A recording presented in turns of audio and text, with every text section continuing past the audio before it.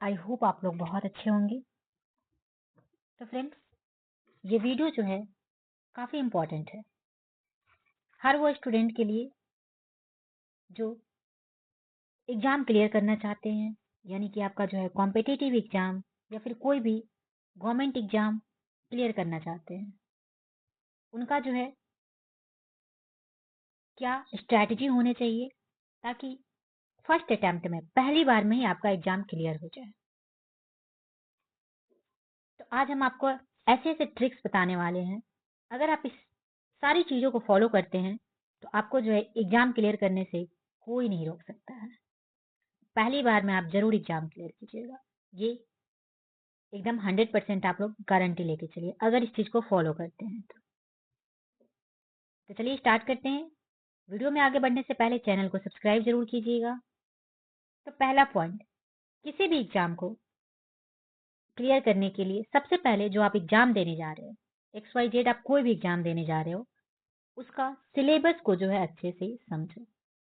Syllabus को अच्छे से समझना पड़ेगा, यानी कि आपका क्या जो है सिलेबस है, आप जो एग्ज़ाम देने जा रहे हैं उसका, तो उसका सबसे पहले आप सिलेबस उसका निकालिए, उसका प्रिंट आउट करा लीजिए, नहीं तो फिर आप कहीं जो है आप नोट कर लीजिए, लेकिन उसके सिलेबस को बिना जाने आप पढ़ाई स्टार्ट नहीं कीजिए।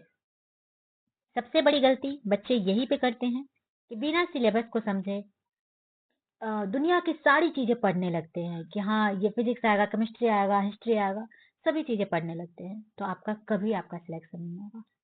सबसे पहले आपको सिलेबस को समझना है, हर टॉपिक को सिलेबस के हिसाब से ही पढ़ना है, जो आपके सिलेबस में है उसी से ही जो उस टॉपिक को जो है पढ़ना है।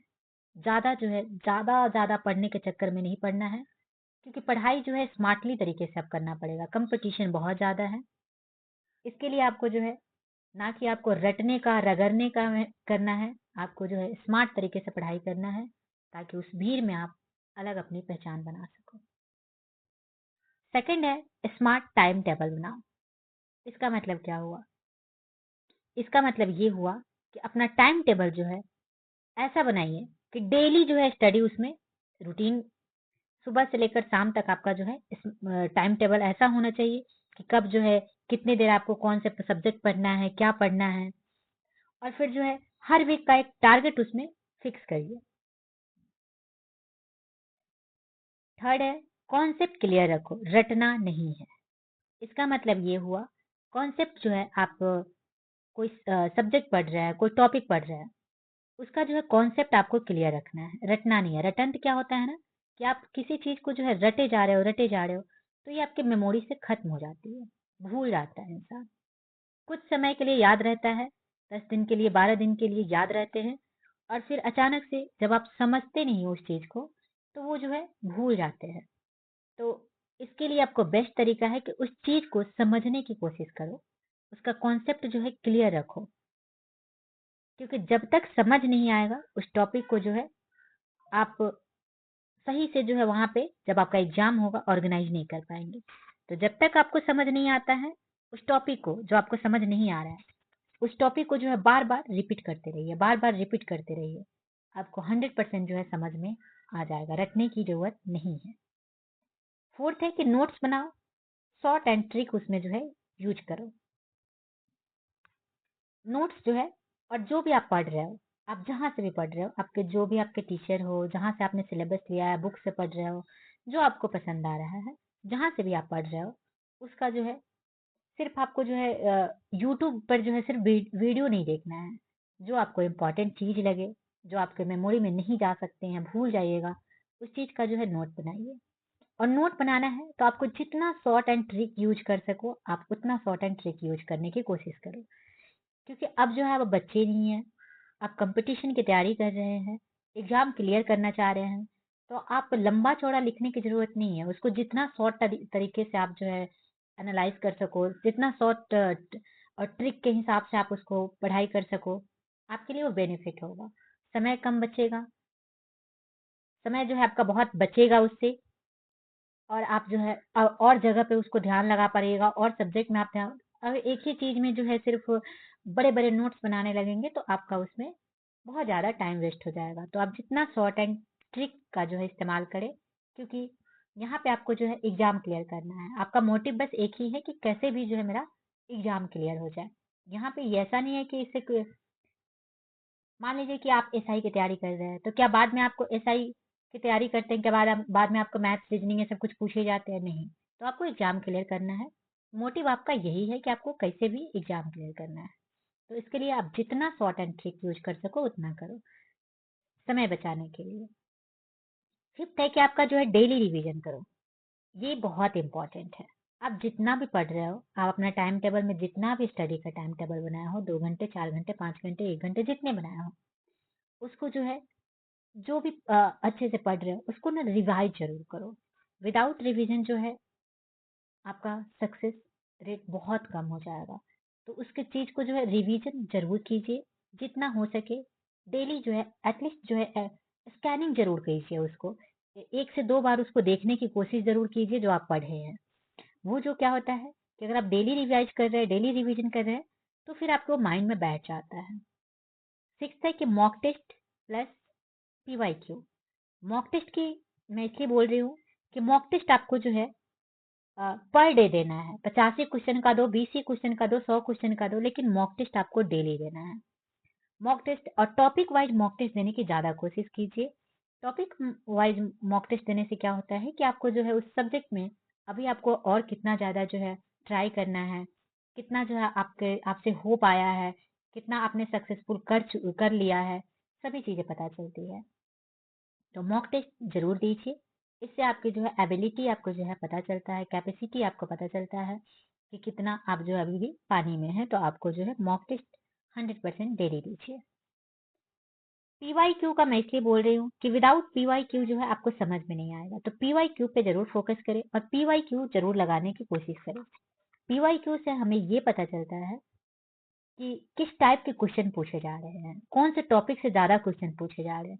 कभी कभी ऐसा होता है कि जो सिलेबस में भी रहते हैं और एक एक दो सिलेबस में ऐसे टॉपिक होते हैं जिससे क्वेश्चन जो है नाम मात्र पूछ देते हैं। जैसे 1-2 क्वेश्चन पूछ दिए और किसी से होते हैं कि 5-6 क्वेश्चन पूछते हैं। तो ऑब्वियस बात है 5 से 6 क्वेश्चन वाले पे आदमी जाएगा, क्योंकि मार्किंग तो वहाँ पे, स्कोरिंग वहाँ पे है, 1 नंबर वाले पे नहीं है। तो इसलिए पीवाईक्यू जो है पढ़ने की पूरा कोशिश करिए और सारे ऑप्शन के साथ पढ़िए। जितने भी ऑप्शन है, एक जो आपका करेक्ट रहता है, बाकी 3 जो आपके ऑप्शन में रहते हैं उसको भी जरूर लेके चलिए। पीवाईक्यू करेंगे तो आपको इसमें बहुत बेनिफिट होगा। नेक्स्ट है कि माइंडसेट एंड डिसिप्लिन बनाए रखें। ये इसलिए मैं बोल रही हूँ कि जब तक आपका जो है माइंड आपका पॉजिटिव वे में नहीं रहेगा, आपका दिमाग जो है सही से काम नहीं करेगा, डिसिप्लिन में अगर आप नहीं रहेंगे, हमेशा जो है चिड़चिड़ापन, फ्रस्ट्रेशन ये सब रहेगा, तो आप जो है पढ़ाई में आपका मन नहीं लगेगा। तो इसके लिए आपको जो है 1-2 मोटिवेशन वीडियो देख लीजिए, कुछ अच्छी चीजें पढ़ लीजिए कहीं। अगर आप ज़्यादा बोर हो रहे हैं तो कुछ अच्छी चीज़ें देख लीजिए जिससे आपको मोटिवेट हो, जिसको आपको मोटिवेशन मिले। तो इससे क्या होगा, आपकी एनर्जी और बूस्ट होगी और आपको जो है पढ़ाई में मन लगेगा। तो ये बहुत ज़रूरी है। किसी भी एग्जाम को क्रैक करने के लिए आपको खुद को जो है डिसिप्लिन रखना बहुत ज़रूरी है, मोटिवेट करना बहुत ज़रूरी है खुद को। 1 नंबर है फ़ोन से दूरी बनाए। ये भी आज के डेट में तो ये बहुत मोस्ट इम्पॉर्टेंट हो गया है, फ़ोन से दूरी बनाने वाला।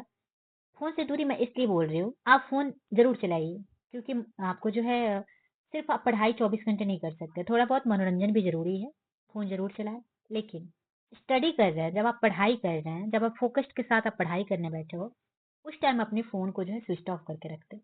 अदरवाइज़ जो है फ़ोन को साइड करके रख दें। उस टाइम अपने फ़ोन से दूरी बनाएँ। मैं ये बोलना चाह रही थी कि जब आप पढ़ाई कर रहे हैं, जब आप एकदम उस चीज को लेके जो है फोकस्ड है, तो अपने फोन को दूरी बनाए रखो। क्योंकि फोन जो है डिस्टर्बेंट एलिमेंट है। जब आप जो है पढ़ाई कर रहे हैं, अगर आपके पास फोन है, 10 मिनट पढ़ेंगे, उसके बाद मन करेगा कि 1-2 रील्स देख लेते हैं, व्हाट्सएप का किसी का स्टेटस देख लेते हैं। तो इससे क्या होता है ना कि माइंड डाइवर्ट हो जाता है। और माइंड डाइवर्ट होने के बाद आपको ही पता है कि जब फोन में आदमी लगता है तो फिर 1 घंटे 2 घंटे कब बीत जाते हैं पता नहीं चलता। तो जब आप पढ़ाई कर रहे हो, फुली फोकस्ड के साथ पढ़ाई करो, फोन को दूरी बना के रखो। अच्छी नींद ले, ये बहुत ज़रूरी है। कम से कम जो है 6 से 7 घंटे डेली आप जो है नींद लीजिए। इससे क्या होगा, इससे थकान नहीं आएगी और आपको जो है शरीर में जो है और ज़्यादा जो है ऊर्जा रहेगी, एनर्जी रहेगी, पढ़ाई में मन लगेगा। नहीं तो अगर आप अच्छी नींद नहीं लेते हैं, बस पढ़ाई कर रहे हैं, 2 घंटे 3 घंटे नींद लेते हैं, इससे क्या होगा ना कि आप बहुत वीक फील करेंगे अंदर से, आपका पढ़ने में भी मन नहीं लगेगा। तो इसके लिए आपको जो है अच्छी नींद लेना बहुत ज़रूरी है। अपनी सेहत के साथ बिल्कुल खिलवाड़ नहीं करना है, पढ़ाई के साथ-साथ अपनी बॉडी पे भी ख्याल रखना है। 10th है कि खुद पर विश्वास रखें, ये बहुत ज़रूरी है। खुद पर विश्वास रखना ये बहुत इंपॉर्टेंट है। अगर आपको खुद पे विश्वास नहीं है, अगर आप खुद के लिए जो है नेगेटिव है, तो आप कभी सिलेक्शन नहीं ले सकते हैं। तो आप जो है आईने के सामने रोज़ खड़े हो जाओ और यही बोलो कि मुझे खुद पे विश्वास है, मैं ज़रूर कर सकती हूँ, मैं ज़रूर कर सकता हूँ। ऐसा आप डेली बोलो और अगर आप ऐसा बोलोगी तो आप में जो है और ज़्यादा जो है मोटिवेशन आएगी और आप जो है उसको करने के लिए कुछ ना कुछ अपनी जो है क्रिएटिविटी लगाएँगे और कुछ अगर आपसे नहीं हो पा रहा है तो कुछ अच्छा और करने की कोशिश करेंगे। तो इससे क्या होगा कि खुद पर जो है सबसे पहले जो है सेल्फ जो है अपना सैटिस्फैक्शन होना ज़रूरी है। खुद पे विश्वास सेल्फ बिलीव ज़रूर होना चाहिए, तभी जाके आप सिलेक्शन ले सकते हैं। तो ये रहे आपके 10 पॉइंट। आई होप आप लोग को जो है ये सारे पॉइंट्स बहुत अच्छे लगे होंगे। तो वीडियो को ज़्यादा से ज़्यादा शेयर कर दीजिए, सब्सक्राइब कर दीजिए। ऐसी वीडियोज़ के लिए बेल नोटिफ़िकेशन ऑन कर लीजिए। तो चलिए मिलते हैं फिर से नए वीडियो के साथ।